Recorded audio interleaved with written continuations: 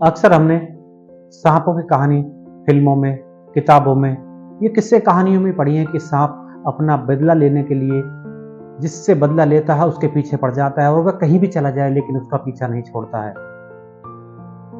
उसको बार बार डसता है। ये कहते हैं कि सांप जिससे बदला लेता है तो उसकी तस्वीर अपनी आंखों में बसा लेता है। ये कहाँ तक सच है? ऐसी ही मैं आज आपको अपनी कहानी सुनाने जा रहा हूँ, जो कहानी आपको हैरान कर देगी।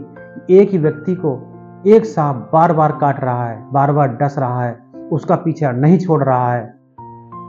नमस्कार, आप देख रहे हैं समर इंडिया और मैं हूं आपके साथ अमन कुमार सिद्धू। यह घटना उत्तर प्रदेश के फतेहपुर जिले से एक अजीब और गरीब घटना सामने आ रही है। यहां बार बार एक ही युवक को सांप काट रहा है। 40 दिनों में 7 बार सांप ने डस लिया है एक व्यक्ति को, लेकिन हैरान करने वाली बात यह है कि हर बार इलाज के बाद युवक बच जाता है। इस घटना से परिवार दहशत में है। उसे सपने में सांप आता है, सांप सपने में बताता कि मैं तुझको काटूंगा और उसको फिर काट लेता। विकास ने बताया कि उसे सपना आया, सपने में स्वयं सांप कह रहा कि उसे 9 बार काटेगा और वह अंतिम बार किसी भी उपचार से नहीं बच पाएगा। सांप काटने के 4 घंटे से पहले उसकी दाईं आंख फड़फड़ाने लगती है, उसे कई तरह का डर सताने लगता है। आखिर सांप काट ही लेता है। 40 दिनों के भीतर 7वीं बार सांप काटने के बाद ये राज अब रहस्यमय होता जा रहा है। पिरकड़ में जो जिले के सीएमओ हैं, उन्होंने जांच के आदेश दिए हैं। दरअसल जो ये घटना उत्तर प्रदेश के फतेहपुर मलवा थाना क्षेत्र के सोरा गांव के रहने वाले सुरेंद्र दुबे के 24 वर्षीय बेटे की है। उसके घर पर ही बीते दिनों 4 बार सांप ने डसा। इसके बाद डर के मारे उनका बेटा मौसी के घर चला गया, चाचा के घर चला गया, लेकिन सांप ने वहां भी पीछा नहीं छोड़ा।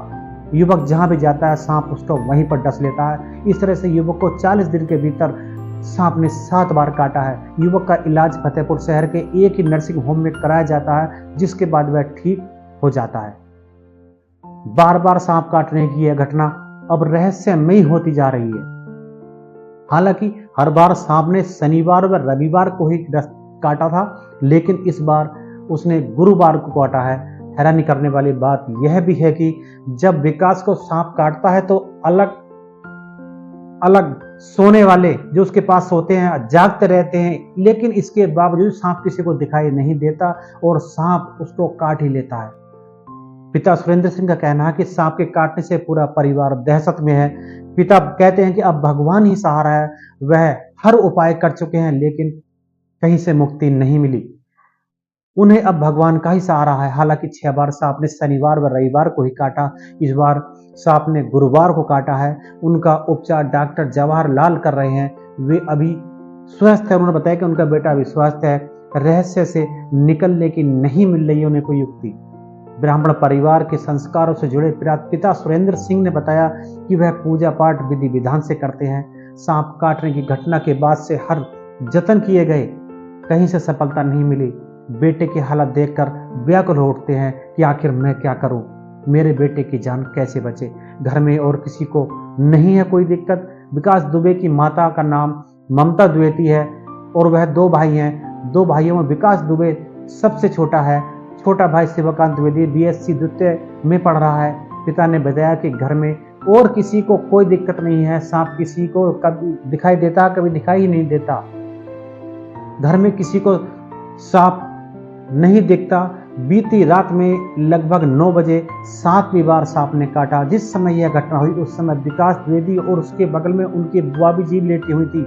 सभी लोग जाग रहे थे, लेकिन फिर भी किसी को सांप दिखाई नहीं दिया और सांप ने उसको काट लिया। पिता ने कहा कि अब वह चित्रकूट जा रहे हैं पूरे परिवार के साथ। विकास दुबे के पिता ने बताया कि मेहंदी वाला जी का कार्यक्रम स्थगित हो गया है। हम चित्रकूट एक सिद्ध पुरुष बाबा के यहाँ पर मिलने जा रहे हैं। उनकी शरण में रहकर जो आदेश मिलेगा हम उसका पालन करेंगे। शुक्रवार दोपहर 3 बजे चित्रकूट के लिए पूरा परिवार निकल गया है। पीड़ित विकास दुबे के मुताबिक उसे करीब 1.5 महीने में 6 बार सांप ने काटा है और हर बार बच गया। सांप के काटने से पहले उसे आभास हो जाता है कि अब उस पर सांप हमला करने वाला है। डॉक्टर समेत कई लोगों ने इस घटना पर आश्चर्य जताया है।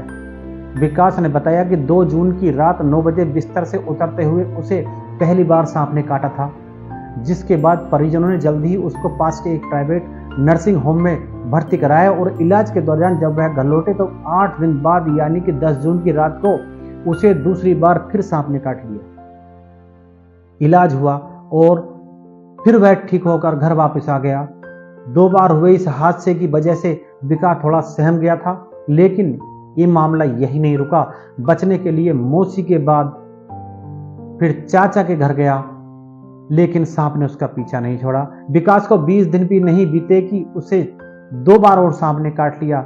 हर बार की तरह इस बार भी इलाज के बाद वैसे ठीक हो गया और इस घटना से विकास के रिश्तेदार और डॉक्टर को भी हैरानी हुई कि सभी ने उसे सलाह दी कि कुछ दिन के लिए वो घर से दूर रहे ताकि सांप काट ना सके।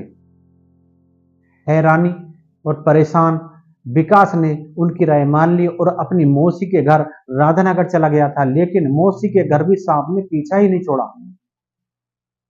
28 जून को विकास को उसकी मौसी के घर पर सांप ने 5वीं बार काट लिया। उसे फिर अस्पताल में भर्ती कराया। हालांकि इस बार भी वो ठीक होकर घर आ गया और चाचा के घर रहने लगा, मगर यहां भी सांप ने उसका पीछा नहीं छोड़ा। बीते रविवार को 6ठी बार सांप ने विकास को फिर डस लिया।